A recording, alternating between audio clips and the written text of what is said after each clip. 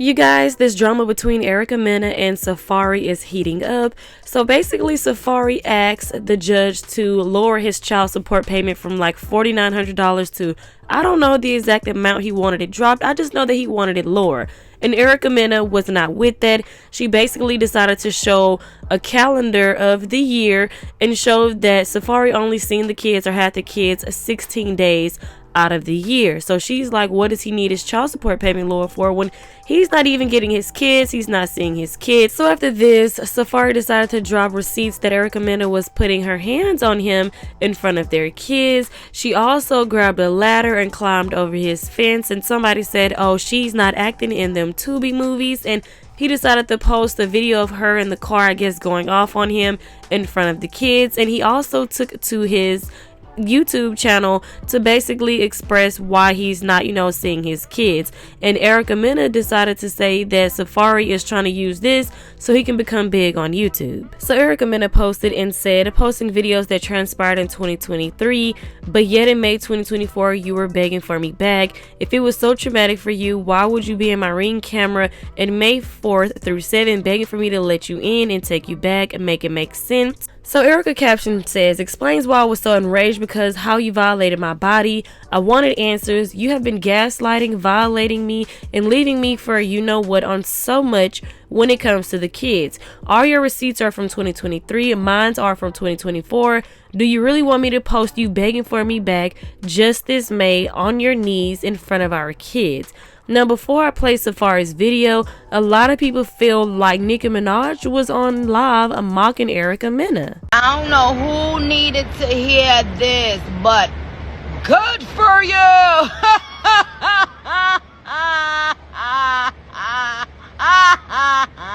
Good for you! You see, sometimes you need to leave people them alone. And you see, sometimes when a queen is minding her business, y'all thinks that them why, you understand, getting at the queen convo. Y'all think say they want the queen life. I don't know who needed to hear this, but good for you. Good. Stop fucking lying. Don't go out your way and start harassing people who never said anything about you or to you. Don't care about nothing that's going on with you, but you was being, God for you. Now, to all of my queen them, shout out to you. Blessings on blessings on blessings to you. All the queens that's, just waiting a karma turn, Be careful what you ask for. Be careful what you beg for. Be careful what you want to disrespect other people for having.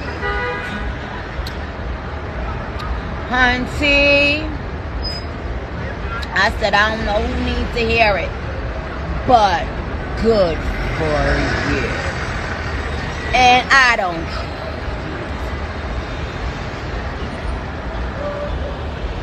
And I'll be back.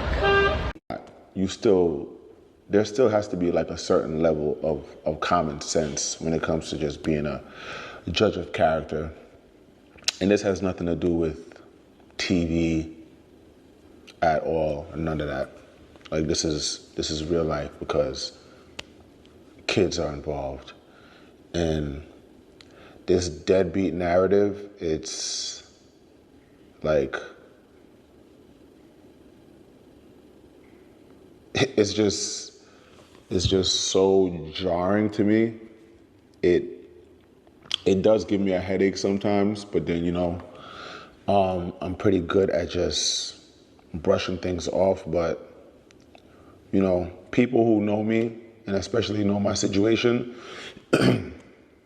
they're like, yo, how long are you gonna stay quiet? And I just, I be sparing people. And then at the same time, it's like, yo, it's nobody's business, but I feel like everybody just feels like they know my business, and if it's reported, it's news, and that it's the truth and it's real. But I'm pretty sure that, there's some men out there who could relate to this. And when it comes to being a father in a co-parenting situation where somebody wants to have full control of every single thing and they can't have control, it's just not gonna be a easy transition. Especially when, the other person is just used to it being one way, or very controlling, or still wanting the whole family dynamic, and it's not there anymore. But I love my kids. And it's gotten to the point that I have to put myself first, because I'm either gonna end up in jail or worse, because I'm dealing with someone whose anger management is just non-existent. When I first moved to Florida, I remember I got a 2-bedroom condo, and the first time I had my kids come over there after my divorce, and I started the whole visitation week and having my kids for the days I was having them. When my kids first came over in my condo, it made me so depressed, because I was like, yo, I felt like they were so confined, and I didn't feel good about it. And I said, yo, I gotta get a house. I need a house. I can't have my kids running around in this condo and hurting themselves, and it just not being a fit to raise, 2 children in a co-parenting setup. And I found my house. And I'm gonna be all the way blunt and straight up with it. You know what I'm saying? Like, I got this house because of my kids. I got this house for my kids. Seeing my kids be here running around, it's the best feeling, when you have children with somebody who, at the end of the day, it shouldn't even have happened, because I should have just noticed certain things when it came to parenting. When you're with someone for 3 years and they have a child, and you probably saw the child 3 to 4 times because the child was put off to go live with somebody else. And, you kind of look past it when you don't have kids, or you're not thinking about that. I never even was like, yo,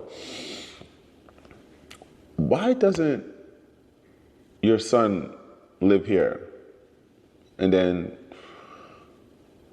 when you finally get to have a conversation with the son and find out why,